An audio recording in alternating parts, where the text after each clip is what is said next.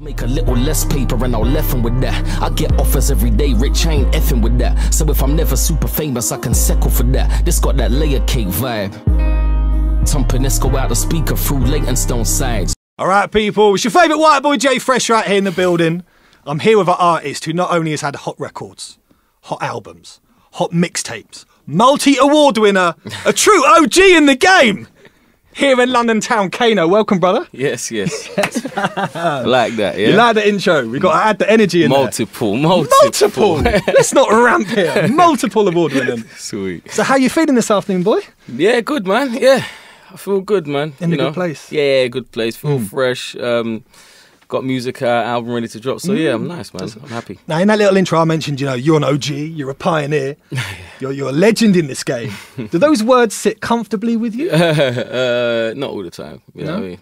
Unless some people just have to be reminded and know what time it is. But other than that, to put it out there and make that clear. I kind of like to just do my thing, man. It's like interesting, like especially like meeting artists and new artists and.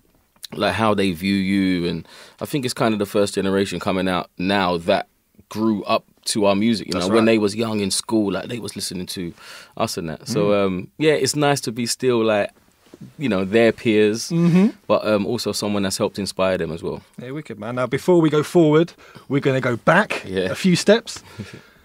What do you miss about Deja? Them times it was just like good energy. Very, very competitive. And just like when you're doing something, you don't really know what you're doing while you're doing it. You know what I mean? We didn't know we was creating this kind of thing. It just flows. Yeah, there wasn't no money involved in it. We'll go to shows and get like 50 quid. You know what I mean? It wasn't really a money-making thing. We're just doing it purely for the love, just like, I remember Sharky Major used to come around to my house. We just write lyrics, you know what I mean? Sit down and write lyrics and write, and that's just how it was back then. Just purely just in love with the art form. I mean, you touched on the competitive element of Pirate now. Not only crew to crew clashing on air, but also in your team. If someone comes with a hot 32, you're thinking, boy, I need to go home and I need to write an even hotter one. So in this day and age, for the new breed of kind of grime MCs, does the lack of that pirate culture, is that like an integral thing that maybe they're missing out on, maybe like competitiveness? I don't think it's integral. Well, that environment was definitely integral to us, going on to do what we do, and definitely good to sharpen your tools. But it's just different now, isn't it? It's just the way they can get their music heard. It's different now. That's the only way. That was our outlet at that time. If we had all these things now, SoundCloud and YouTube and that, we would have probably done it a different way. But I think MCs, there's still a lot of MCs out there that's got that thing about them. There's some MCs now that could have lived in that with era. Us in that time. And there's probably some that couldn't. But now, talking about grime, I've got a quote here from you. The beauty is in the imperfection.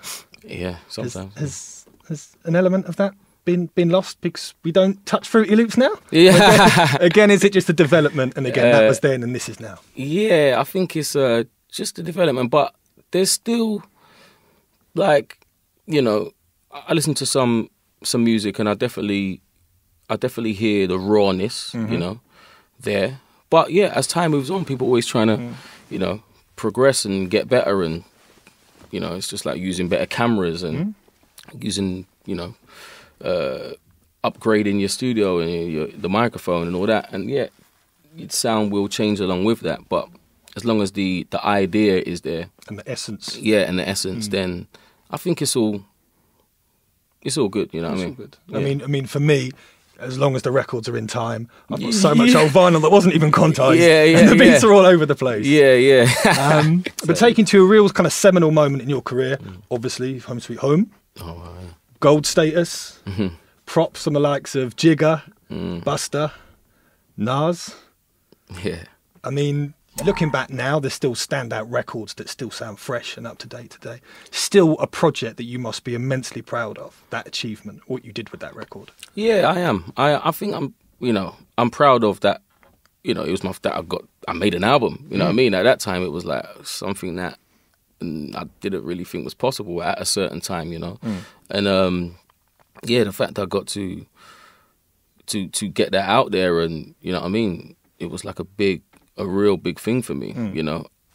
Other than that, I never really listened to the record ever again until the end of last year when I done a show celebrating the 10 years, and I had to listen to it for the first time. Did you have to relearn any lyrics? I had to relearn every lyric. I only knew like a few tunes because you know I still perform. Yeah, so it was mad just seeing that the headspace that I was in, and it really depicted my environment of the time, and you know what I mean.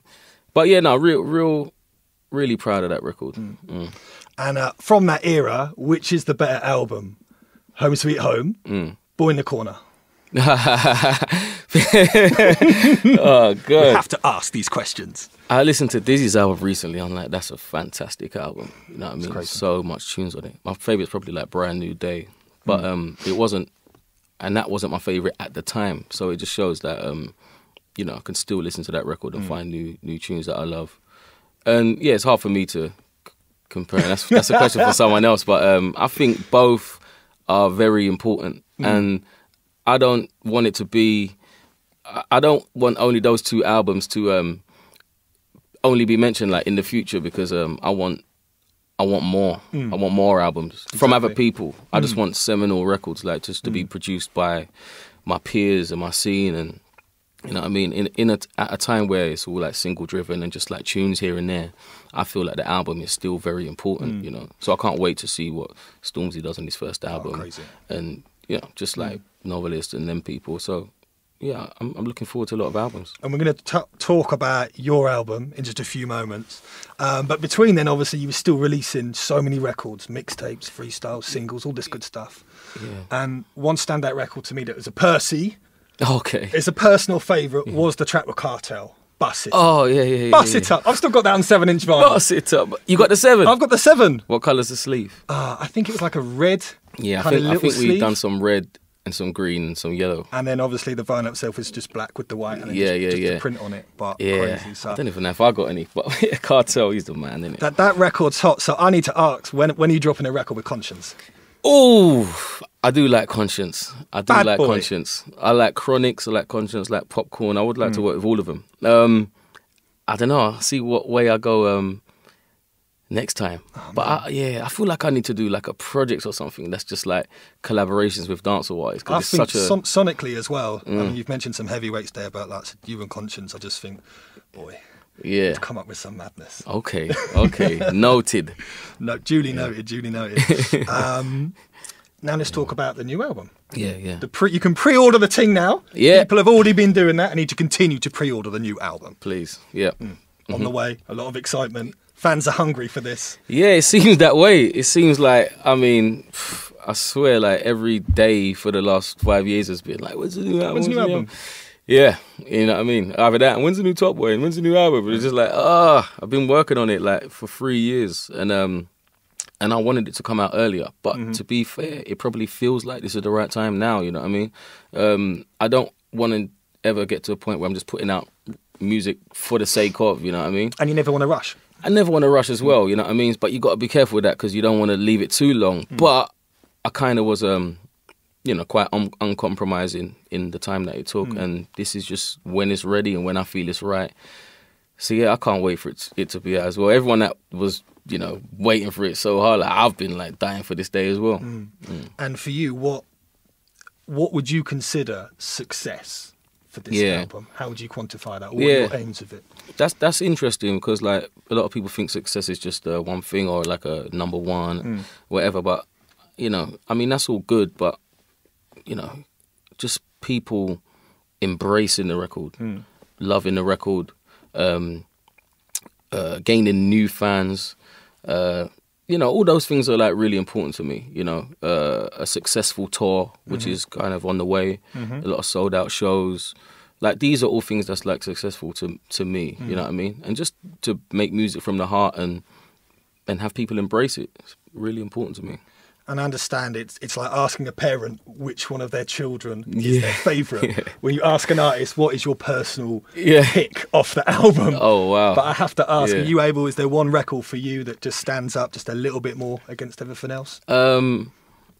I think throughout the whole process, there's been different records at different times. Like for a long time, T-shirt, Weather in the Manor. There's a tune on there. It's been my favorite song.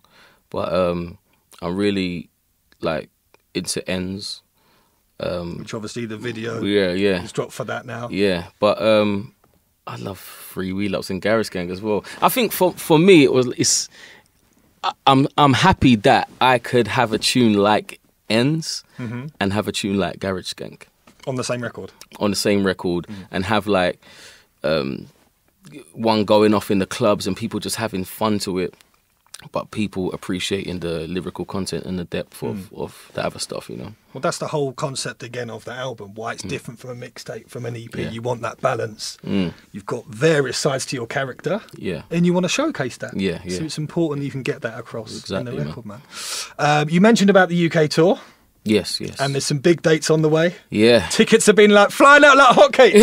I've seen the updates. I've seen you on Facebook. Yeah, it's sold out now. Yeah, pre-sale's gone. Sorry, fam. Yeah, it's been mad, you know. Like, I swear I've never really...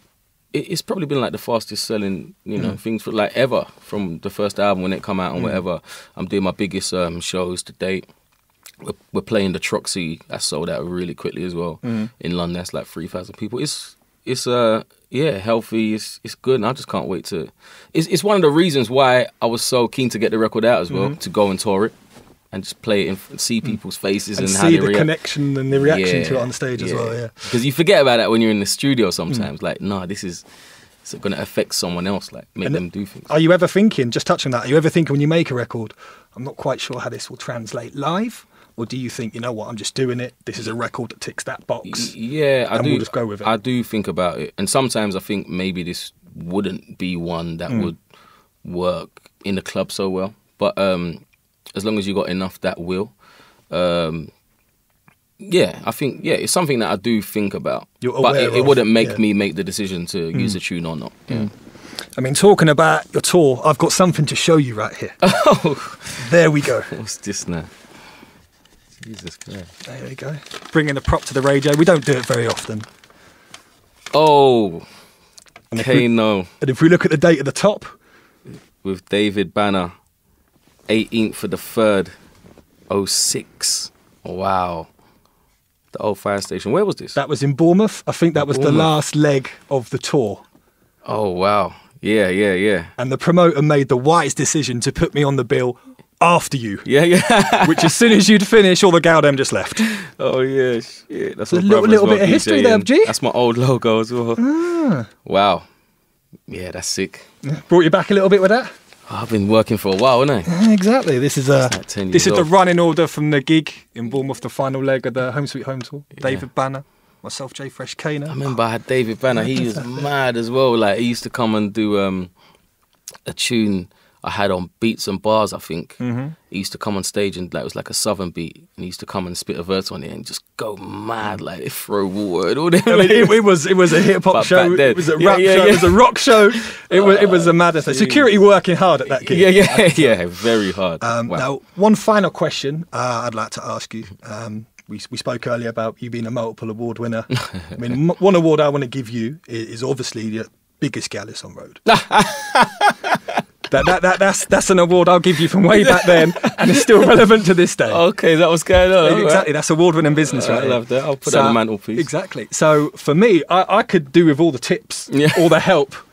You know, so being that guy, being that award winner, what kind of advice could you give me for drawing Gal?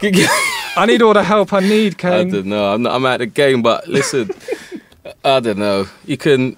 I don't know, man. You gotta.